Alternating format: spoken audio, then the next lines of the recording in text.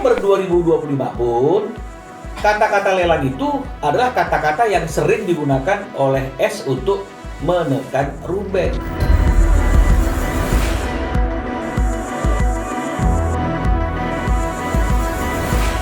Untuk menjatuhkan mental Ruben.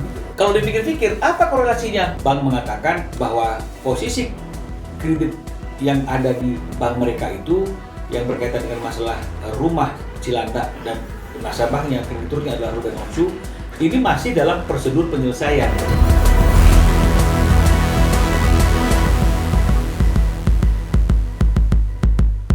Ini juga kami konfirmasi kepada pihak bank dan jawaban pihak bank adalah kami tidak mengirim debt collector.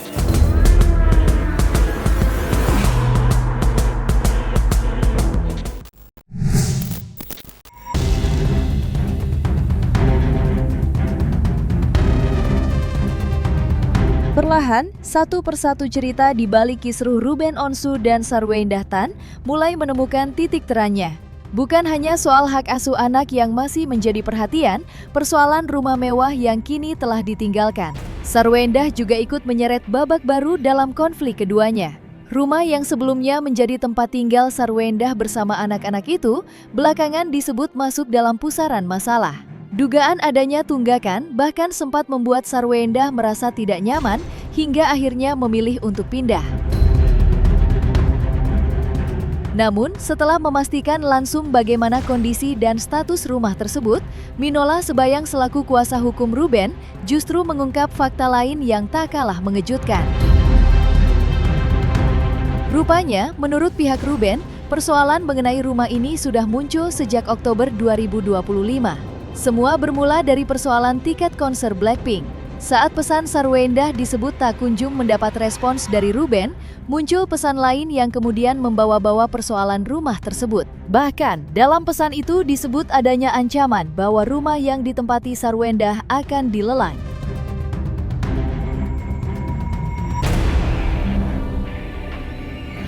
Sejak tahun 2025, itu isu lelang ini sudah sering disampaikan oleh Ruben, oleh S kepada Ruben gitu loh misalnya.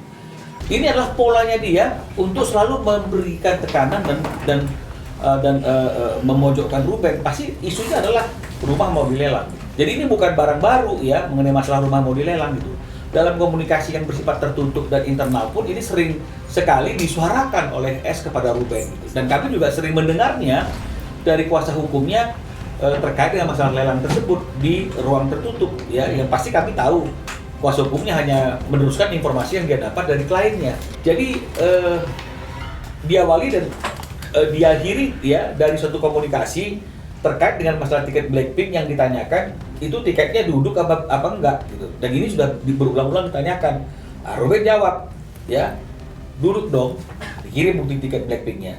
Nah, setelah dia bertanya tiket itu duduk atau tidak, ada satu pertanyaan lagi yang dia sampaikan yang berulang-ulang juga. Kalau dilihat di sini berulang-ulang dan Ruben akhirnya enggan untuk menjawabnya. Apa itu? Tiket nggak bisa tambah satu di row yang sama. Karena Ruben kan masih beli tiket cuma 3. S minta tambah satu tiket lagi di row yang sama. Nah, kan nggak mungkin kalau kita sudah beli tiket, kemudian beberapa waktu kemudian kita minta lagi tiket tambahan satu di row yang sama, pasti sudah terjual. Makanya Ruben tidak lagi menjawab pertanyaan itu karena sudah berulang-ulang ditanyakan. Nah, karena Ruben menduga pertanyaan tentang tiket ini tidak dijawab, maka muncullah setelah Ruben mengirimkan bukti tiket, kata-kata, maaf, ini rumah mau dilelang. Jadi Oktober 2025 pun kata-kata lelang itu adalah kata-kata yang sering digunakan oleh S untuk menekan Ruben, untuk menjatuhkan mental Ruben. Kalau dipikir-pikir, apa korelasinya ngomongin tiket Blackpink tiba-tiba rumah mau dilelang? Hanya gara-gara tidak dijawab pertanyaannya tentang tambah satu tiket di row yang sama. Nah, andaikan di Oktober 2025 seperti apa yang disampaikan oleh S, rumah itu mau dilelang, pasti sekarang sudah dilelang dong. Betul ya? Udah bertahun.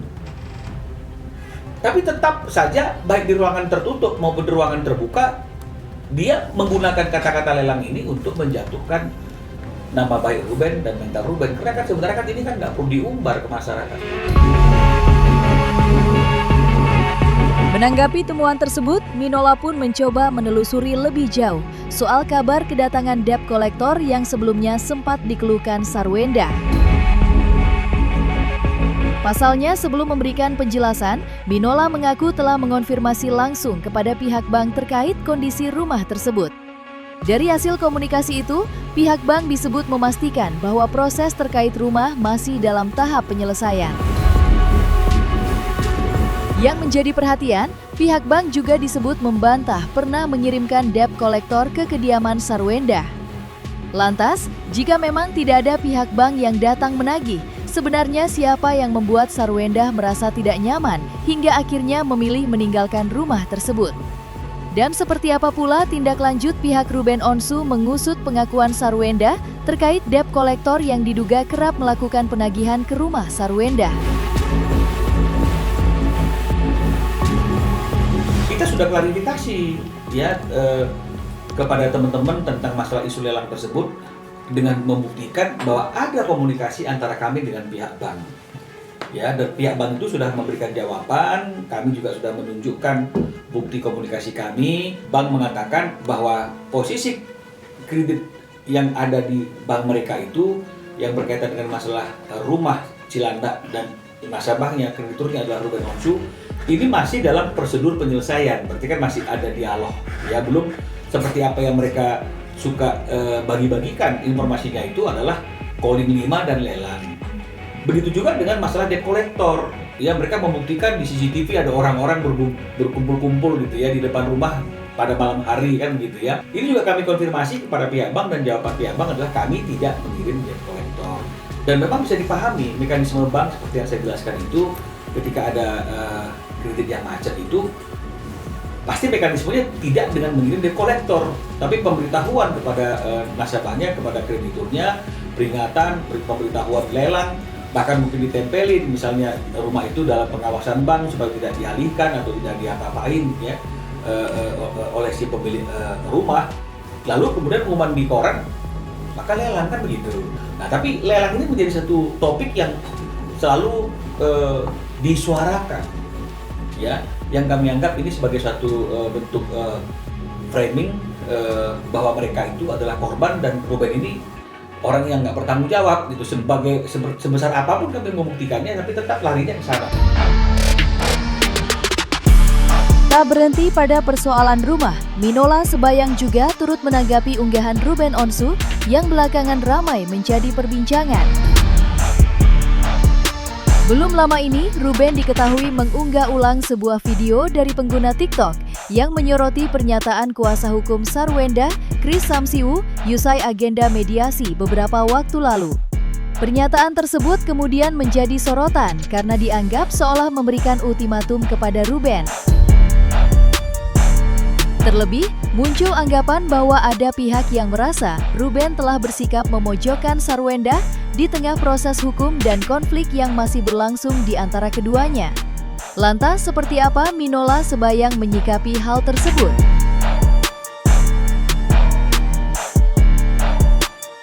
Kalau ibunya dipojok-pojokkan, di framing, di bolak-balik, katanya lagu bolak-balik itu faktanya, ibunya bisa sedih. Dan ketika ibunya sedih, maka anak-anak bisa membenci orang yang membuat ibunya sedih dan dipojokkan. Kan itulah kira-kira lebih kurang kutipannya. Ya, kalau ada kurang lebihnya mohon maaf lah. Ya, nggak mungkin bisa saya duplikasi omongannya. Nah, inilah yang Ruben ingin jelaskan dalam postingannya. Dia sampaikan ke saya tanya, ini kenapa kamu bikin kayak gitu, Ben? Lama saya berpikir banget. Berulang-ulang saya lihat. Lama-lama saya berpikir ini harus saya suarakan isi hati saya gitu. Kenapa? Seperti yang saya sudah sampaikan, yang pertama, kenapa ketika momentum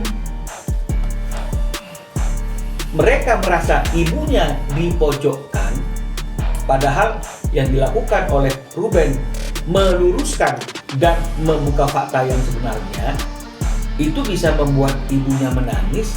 Dan ketika ibunya menangis dan merasa dipojokkan, anak-anak bisa tidak sayang lagi sama orang yang memojokkan. Itu kan peristiwa Juli 2026.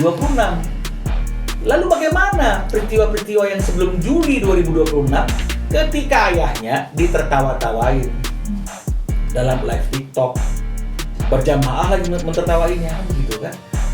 Yang ada di live TikTok itu dikatain cong, dikatain, dibilang pengecut, macam-macam lah. Nah, ketika itu terjadi momentum itu, apakah anak-anak juga tidak merasa sedih? Banyak lagi jejak digital yang lain ketika Ruben dipojokkan dan dilecehkan oleh banyak orang. Sebagai ayah anak-anak itu, apakah ketika ayah anak-anak ini dilecehkan seperti itu, anak-anak nggak merasa sedih? Nggak mungkin anak-anak nggak sedih kalau dia tahu ayahnya diperlakukan seperti itu. Kecuali satu hal, anak-anak tidak tahu hal itu terjadi. Jadi anak-anak hanya diberi informasi sepihak yang nggak berimbang. Hanya informasi ibunya teraniaya. Ya wajar lah kalau misalnya kemudian anak-anak itu merasa tidak dekat lagi sama ayahnya. Dan ini menjadi senjata. Tanya anaknya, pasti nggak akan mau ketemu sama ayahnya, pasti nangis. Berarti kan dia sudah yakin sekali. Di tengah kisruh yang masih memanas, Sarwenda dan Giorgio Antonio justru kembali mencuri perhatian. Keduanya belakangan terlihat kembali muncul dalam sebuah momen kebersamaan yang dibagikan di media sosial. Dalam video yang beredar, Sarwenda tampak melakukan video call bersama sang kekasih, Giorgio Antonio. Meski hanya melalui layar, momen tersebut rupanya cukup membuat warganet penasaran.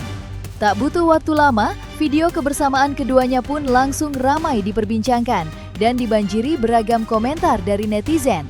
Ada yang pro dengan kemunculan keduanya. Mangsalanya di mana, woi?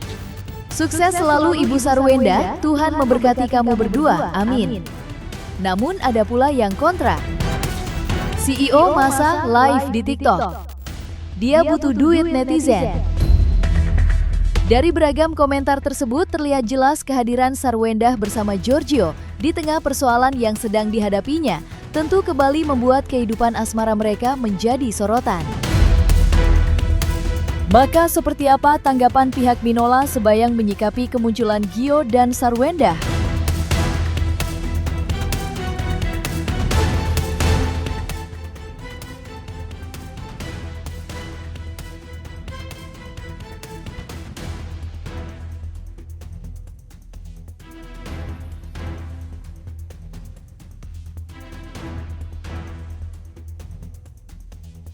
Ya nggak apa-apa kan, masa kita larang orang mau live gitu. Silahkan saja gitu kan, dia juga perlu eksistensi, perlu pendapatan, perlu macam-macam. Jadi saya kira nggak ada masalah kalau memang dia ingin live lagi, misalnya ingin berjualan live lagi, ya silakan saja gitu loh. Tapi janganlah gunakan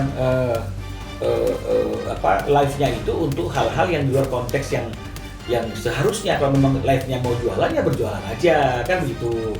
Nggak usah artinya itu nyinggung-nyinggung yang berkaitan dengan masalah kehidupan pribadi masing-masing kan begitu. Jangan dipakai untuk bahasa-bahasanya yang menyerempet-nyerempet ingin mendiskreditkan Ruben kan begitu ya, pura-pura mau ngasih IC atau alis mata tiba-tiba main cong gitu. Jangan dong, karena sebelum itu sudah ada penghinaan dengan kata-kata cong. Saya sudah bisa bedakan cong dengan laki-laki macam-macam. Jadi janganlah artinya kemudian kita juga ikut berjamaah untuk masuk ke dalam konteks yang terjadi di antara mereka yang memang sebenarnya hanya ini masalah ingin berkumpul dengan anak itu ke hal-hal yang lain. Coba kita perhatikan. Ruben juga punya tim kan, punya tim kerja. Dia juga live TikTok kan. Ada nggak teman-temannya ikut dalam live TikTok itu terus kemudian meleceh-lecehkan misalnya, oh lelang, aku nggak ada kan? Nggak ada kan? Nggak ada bahasa-bahasa yang artinya tuh menyinggung siapapun dan menyerang siapapun. Coba bandingkan dengan live TikTok mereka. Camcong lah, macam-macam. Ya kan? Macam-macam. Aku dapat janda rasa praha. Berarti dia mau bilang nih, Ruben nggak bisa berbuat apa-apa. Kan ini kan sebenarnya kan nggak boleh ya, kalau mau jualan aja gitu artinya. Jangan ada hal-hal yang dipakai untuk ngerempet-ngerempet ke si Rubennya. Ini kadang-kadang orang-orang yang ikut bekerja di si tim itu pun ikut-ikut mentertawai Ruben gitu misalnya. pasti kita pengen ekspresinya. mengedepankan estetika. Kan dokter sampaikan. Jelas tadi mendengarkan.